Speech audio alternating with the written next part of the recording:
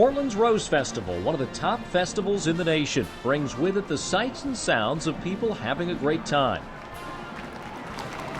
The Grand Floral Parade, second in the nation only to Pasadena, California's Rose Parade, is the flagship event. Nearly 100 floats, marching bands, and civic organizations make their way through the streets of Portland to share their talents and creations with hundreds of thousands of spectators.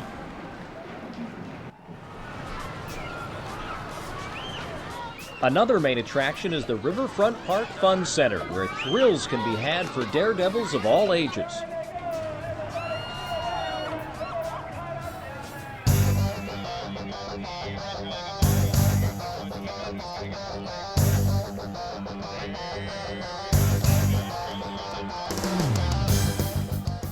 But perhaps one of the most popular Rose Festival events in recent years is Dragonboat racing. That one's pretty close. And in third place in lane 3, Wilson Trojans White. Hi everybody, I'm Paul Swangard, and welcome to another edition of Sport Northwest here on Action Sports Cable Network. We're here in beautiful Portland, Oregon, along the scenic Willamette River, and today's show is all about the Rose Festival Dragonboat races. We'll talk about the history of this event and show you why some of these athletes are paddling their way to both national and international competition. Staged by the Portland Kaohsiung Sister City Association, this year marks the 14th annual Dragonboat races. 89 teams competed in the event, coming from as far away as Vancouver, British Columbia, and San Francisco. The boats used at this venue are called Kaohsiung or Taiwanese-style dragon boats. They are bigger and heavier than the more common Hong Kong-style boats used in international competition and are primarily designed for ceremonial or cultural events.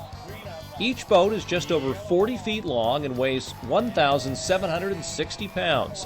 They carry 16 paddlers, a tiller for steering, a caller or drummer who is responsible for keeping the paddlers working in unison, and a flag grabber. Taiwanese-style dragonboat racing is the only style that requires a flag to be grabbed in order for a boat to claim its place. Even if the boat is first across the finish line, if the flag is missed, the boat is automatically placed last for that heat. Coming up, we're going to introduce you to the men and women of the Wasabi Mixed Premier Team, the current Mixed Premier National Champions. Stay with us.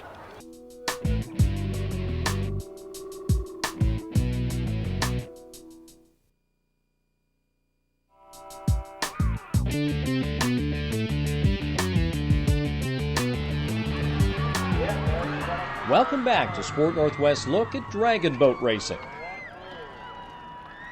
Well, there are thousands of people here along the Willamette River watching the Dragonboat races this year. We have Sam and Ivy watching along. What do you guys think so far? We love it. It's a lot of fun and very entertaining. Our brother and sister race, and we come down a lot and we just watch them. It's really fun. Yeah, not only friends and family, but all these colorful boats and all the activity make this one of the highlights of the annual Rose Festival. In fact, it is in its 14th year, and to get a little history on the Dragonboat races, we talked with Dr. Richard Cole, who is the president of the Portland Kaohsiung Sister City Association.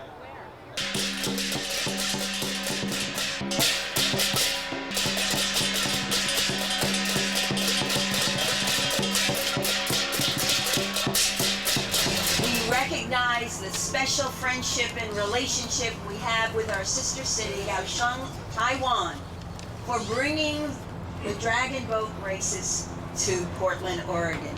In 1988, Portland city government approved the sister city relationship between our city and Kaohsiung in the southern part of Taiwan. As an exchange of gifts, the city of Kaohsiung gave us 2 dragon boats. Along with a third boat donated by the Republic of China and a fourth boat purchased by the association, the Portland Dragonboat races were launched in June of 1989. We now have a fleet of 10 dragon boats. 8 of them are used here in the races. 1 of them is used as a display in the parade now and then, and another one hangs in our convention center as a display for the city. The first year's competition had 31 teams made up of novice paddlers. This year's event attracted over 2,200 competitors, many very experienced, and the numbers keep growing. Portland is becoming an international city, and this is one of the truly internationalizing events. It's internationalizing in the sense that we are bringing a Chinese culture from Taiwan to Portland and demonstrating it. It's not intended to be a pure competition. What it's intended to be, first of all, is a representation of the culture of the Chinese, and it goes back 2,500 years. According to Chinese legend, dragon boating began when a beloved high-ranking official of great talent and genius committed suicide and threw himself into the Milao River. The people of his town thronged into boats and raced out to save his body from being eaten by fish. They threw rice into the water for the fish to eat instead. Dragon boat racing has since become an annual festival held each spring. So we have designed our race to provide a winning venue for as many as possible, and it has just simply grown into an excellent race. It's the kind of thing we want to give to the city, an opportunity for just ordinary citizens to get involved in something that's really much more than just themselves. I don't know how to explain it, it's just too good.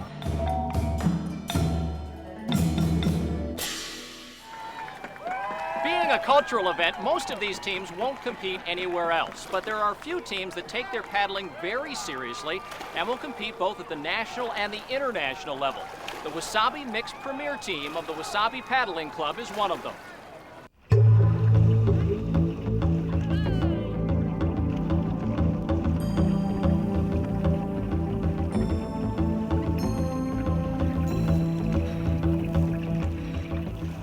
One of the nice things about going out in the morning, especially if you go out before sunrise, is the quiet. You can hear your paddle hit the water and feel the strength of the boats that are gliding through the water, where you don't have to worry about waves or wind or other boats around. You just feel a lot more sort of in sync with the river itself. You're working hard, you're getting a lot of energy, but the feeling of sort of contentment and quiet in the middle of a large metropolitan city, which in an hour after you're done is going to be hectic and moving with the rhythms of the 21st century. Dragon boating is a very different sport. It's very unique. It has a cultural history that dates back 2,000 years ago in China, yet it's an embryonic sport in the sense that on the international competition scene, someone like me, who's 47 years old, can still compete on a very high level and have top-class athletes in top competition. Members of the Wasabi Mixed Premier Team train nearly all year long, rain or shine, in order to compete on the world level. They currently hold the national title for Mixed Premier Teams and are planning on defending that title this August. Husband and wife Tom and Dorothy Atwood were two of the first members of the team. It started out in 1992 under the name Abracazam. A lot of teams that just race in the Portland races start in April and practice 2 to 3 times a week for about 2.5 months, which is quite a bit of dedication. But for teams that paddle beyond that, teams like Wasabi and other teams in Portland who race in the Nationals and the World Championships, it's almost a year-round commitment, where you might get on the water in late February, early March. You paddle all the way through until September. And when you're not paddling, you're probably working out. You're in the gym, you're running, you're doing some sort of aerobic or strengthening exercise. So it's a lot of dedication. For Team Wasabi, that dedication has paid off. It also has helped other teams from Portland to achieve increasing success on the international race scene. At the 2001 World Championships, local teams did very well, and that has begun to shine a spotlight on Portland. If you look at medals earned by the U.S. team, there was a significant amount of input from Portland. Not only just Portland, but Team Wasabi is known outside of the U.S. and around the country because of the success we've had in international competition. We're second in the world, the Wasabi Premier Mix, defending national champions, and we believe in the national championships this year, our top competition will be other Portland teams. Since most international competitions use the Hong Kong-style dragon boat, the Wasabi Paddling Club purchased 2 of their own for training.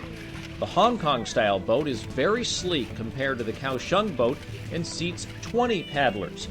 However, whether training in an outrigger canoe, a Hong Kong or Kaohsiung-style dragon boat, it takes the same kind of dedication and athletic ability that other competitive sports require. If you look at the teams that won the World Championships, like the Canadian men, they had Olympic athletes on that team that had gotten Olympic medals in other paddling events and then moved to dragon boating. So you do have top athletes. At the same time, is because it's a paddling event, it's more strength and endurance, it doesn't matter how fast you can run or how high you can jump. So a lot of the top paddlers, you can be in your 30s and early 40s and still be very competitive. Come on, big back, John. Good power. In order to earn the right to paddle on the championship team, Wasabi members have to do regular time trials. Every hopeful is timed paddling a predetermined course, and only those with the lowest times get a seat on the boat. And it's a motivator to keep ourselves in shape. So it's the fun of the competition and the fun of the team sport. Getting together in time with 20 paddlers out there and then meeting all the other paddlers. You travel to England, you travel to China to compete, and it's a great cultural experience. For me, Wasabi has been a great opportunity to really hone my own athletic abilities. I've always liked being active, and it's been a sport that I've been able to achieve and do well in, and it's been one, because it's such a new sport, to do some really fun things like go to world championships, and just the opportunity to be paddling at that world level with other teams from other countries, seeing other athletes that have the same passion for such a crazy sport like this has just been wonderful. Coming up, we're going to introduce you to a group of women who paddle with purpose. Stay with us.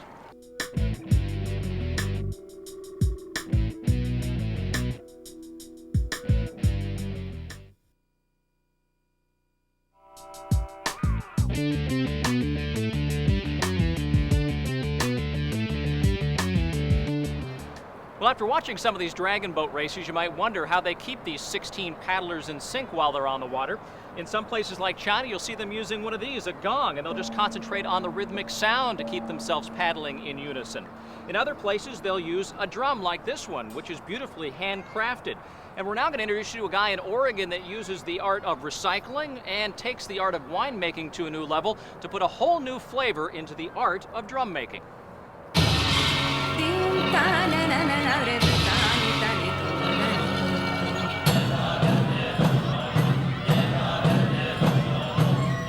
I'm Joel Schilling. I'm a physician. I first got into dragon boating in Portland in 1989. In the United States, dragon boating was sort of discovered in the early 80s, and it was slow to begin. Dr. Koo and the Sister City Association knew of the races which had occurred in Taiwan ever since 1945. Knowing of this, they said, let's bring the boats over here. The drums in many of the races keep the beat for the team. The drummer will bang it for each stroke that the team is supposed to take. We had a lot of trouble with the drums in our early years. They had skins on both the top and the bottom, and for the first several years we practiced with the real drums, and it rained a lot. And these drum heads would expand, they would no longer have any timpani to them, and then they would rot, they would get holes in them. I came up with the idea, well, if this is the way they make them in mainland China and in Taiwan, why not see if there's some way to get local materials? The local wine industry has barrels that go bad from time to time, and they sell these to the public. Well, I cut them in thirds, and I glued them together, and I add a hardwood bottom, which gives it stability. Then I will take a piece of elk hide and measure the top of the drum, allowing a couple inches on each side. Cut a circle, then I will soak it overnight, attach it to the top with tacks, pulling it taut, and as it dries, the timber increases and you get a higher tone, and then you have a drum. We wanted to take a moment to talk about the science of dragonboat racing, at least with respect to the different kinds of paddles you might see. This first one, you'll see the curvature here down towards the bottom end of the paddle. This one is used in outrigger canoes. When you're on a Hong Kong dragon boat, you'll use this one, and it is a little bit straighter, as you'll notice, but also by tradition must be made of wood. And here at the Rose Festival for the Kaohsiung or the Taiwanese style dragon boats, we have this one. Also straight like the Hong Kong paddle, but a little bit wider at the base. As for this color, well, that's not necessarily tradition, but it is for one special group of women who call themselves the Pink Phoenix.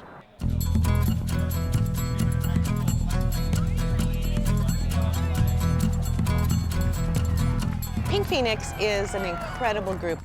When people see us paddle, you know, we're not shy. We've got these loud pink paddles, we've got pink life jackets. We're obviously a different type of a crew. Everybody in town, many people in the country know that we represent a group of breast cancer survivors, and everybody is happy for us, you know, that we're alive, that we're thriving.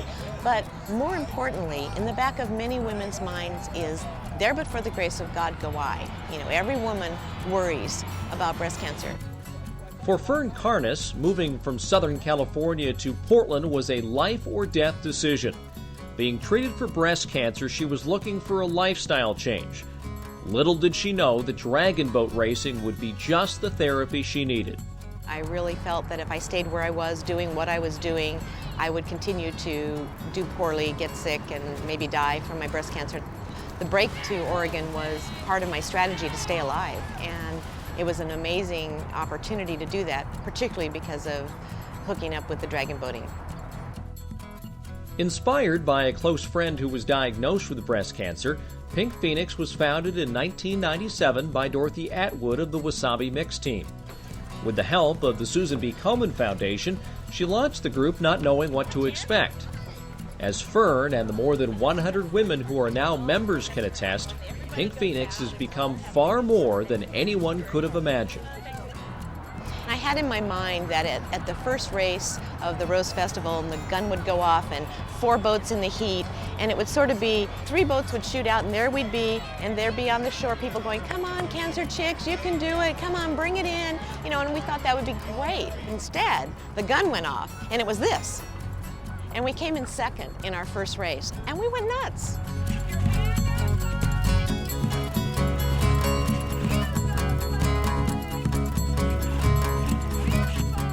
And then all of a sudden, a few months after our first race, our captain died of breast cancer. And it took the wind out of our sails because we kind of, for that first season, forgot that we were people fighting a chronic disease, a deadly disease. And when Michelle died, we all had to take a second look at what exactly it was we were doing. Since the death of Michelle Gorman, 5 other members of Pink Phoenix have lost their battle with cancer. To remember their fallen teammates, each May, the women of Pink Phoenix hold a memorial service on the river in the boats that have brought them together, and they celebrate life. Everybody on the team really believes in our message. Our message is that we demonstrate that there is quality of life after a diagnosis of breast cancer. And we do it by bringing all comers on the boat, whether you're on oxygen and in chemo and radiation and you're weak and sick, or if you're on the power squad and you're representing the United States at an international competition and winning. The taste of winning has been very sweet. And to have a few trophies, to have a couple of gold medals to hang around your neck feels nice. Like any competitive sport, to win takes a lot of dedication, practice, and hard work. The women of Pink, more than most people, understand what it is to endure pain and to keep on pushing to get better. For Fern, the payoff goes far beyond being part of a competitive team. It just feels good to stretch your muscles, to breathe, to dig in, to sweat, you know, to really work hard. It feels fabulous. Then there's always that point out there where there's actually a spot about halfway down where we turn around where there's this heron that stands on a pole, just an old stump.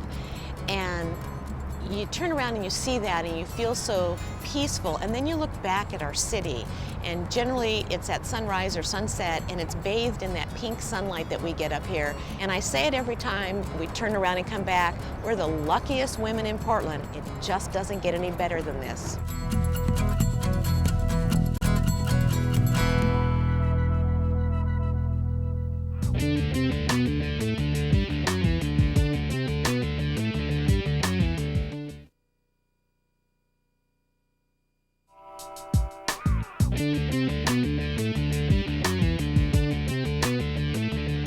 Welcome back to Sport Northwest here on ASCN. Time now to look at some of the finals action of the Rose Festival Dragonboat races.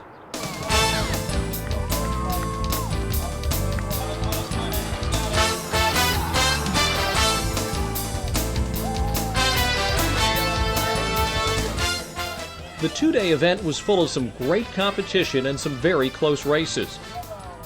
All the preliminary heats will run on Saturday to determine each team's placement for the finals.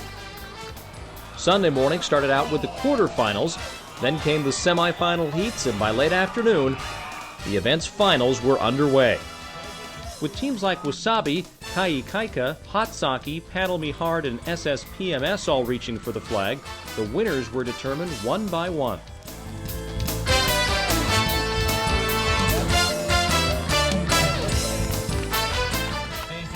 But even if they didn't grab the flag first, several teams were winners to everyone present. Supported by the Portland Fire Bureau, the Special Dragons and More Special Dragons were two teams consisting of people with a wide range of mental and physical challenges. Blind Ambition was a team of paddlers made up entirely of people who are legally blind. And of course, all members of Pink Phoenix competed in a special race dedicated to Michelle Gorman, their first captain. And finally, there was the Shute Friendship Race, featuring members of the Shute girls team from Kaohsiung racing against area high school girls teams.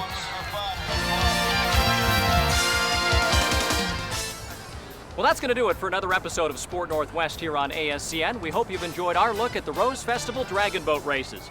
For more information about our upcoming episodes, we invite you to check us out on the web at www.ascn.tv. I'm your host, Paul Swangard. We'll see you next time.